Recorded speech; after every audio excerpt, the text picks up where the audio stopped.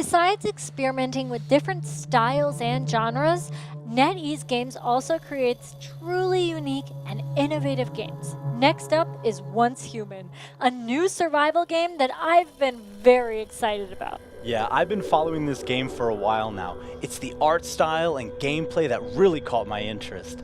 It is a really unique take on the survival genre.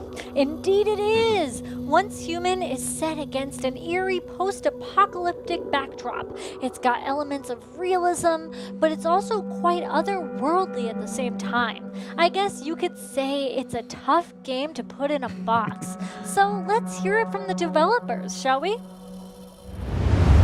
Hi everyone, my name is Ruby and I'm a designer on the Once Human development team. Today I'm super excited to introduce you to our new game, Once Human.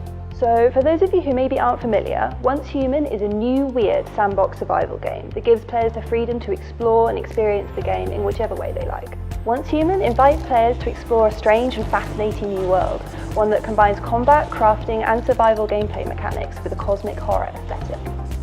So you may be wondering what I mean when I refer to Once Human as a new weird game. Essentially, the new weird is a genre of art and literature, and what it does is it combines supernatural elements, cosmic horror, with sci-fi. It's heavily influenced by the works of H.P. Lovecraft. With this mix of survival gameplay and an unsettling, creepy, new weird horror aesthetic, Once Human offers a uniquely gripping gameplay experience.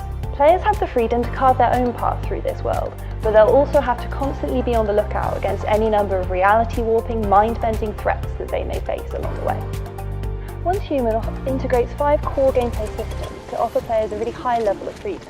The game also boasts 4 distinct biomes and 6 entrenched faction strongholds, all spread across a really vast 16 by 16 kilometre map. Once Human offers players the opportunity to battle creatures from another realm through open exploration, dungeon challenges and intense boss fights. Once more, players can also customise their growth by gathering resources and crafting their own gear to best suit their own personal playstyle. But with Once Human, otherworldly monsters are not the only threat.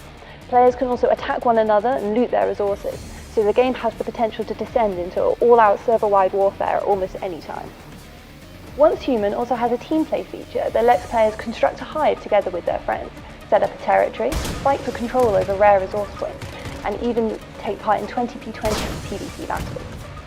In short, Once Human offers an immersive gameplay experience that is just a little bit different from anything you've played before. We're super excited about its release and we hope that you are as well.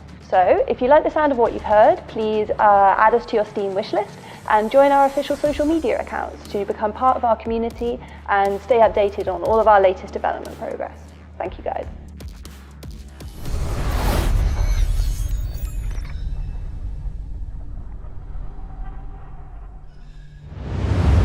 I'm totally stunned after watching that. For me, Once Human is definitely a unique game, and coupled with this post-apocalyptic setting, it is sure to be an unforgettable experience. And today we have the honor of interviewing Ruby, one of the game's designer from Once Human. Oh, great.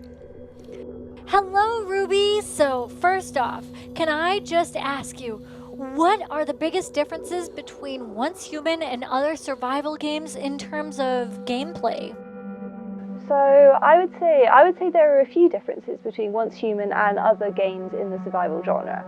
So first of all is that we've got the new weird kind of cosmic horror theming.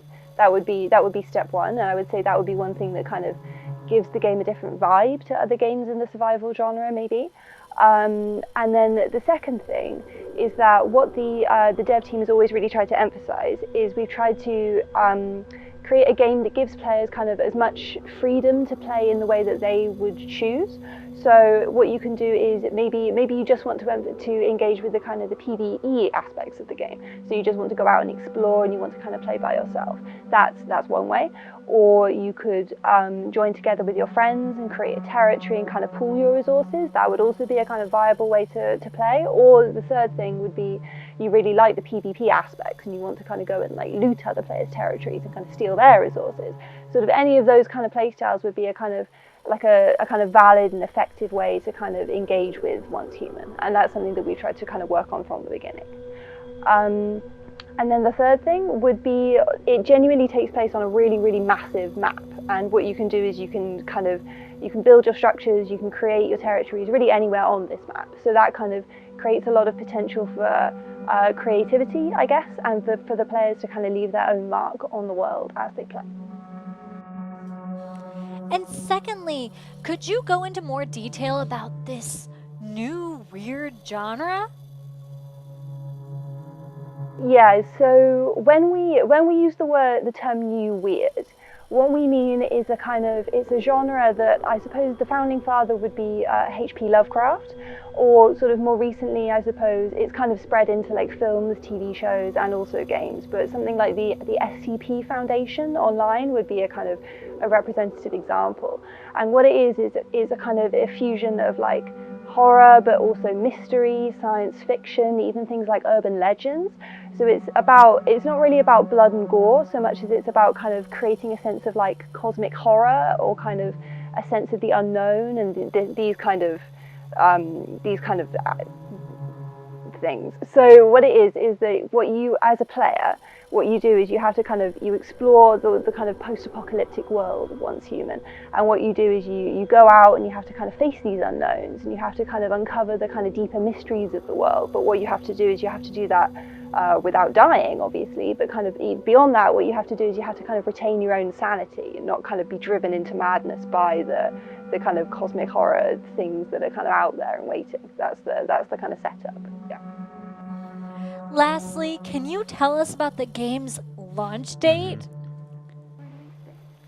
So the team has been working really hard in recent months, and we don't have an official release date yet, but we for the moment, if players like what they hear, they can join our official social media accounts. They can add the game to their Steam watch list, and they can join our Discord and just kind of get involved in the community. Basically, maybe get involved in future testing, and just kind of keep updated with our most recent kind of development progress, and just get involved.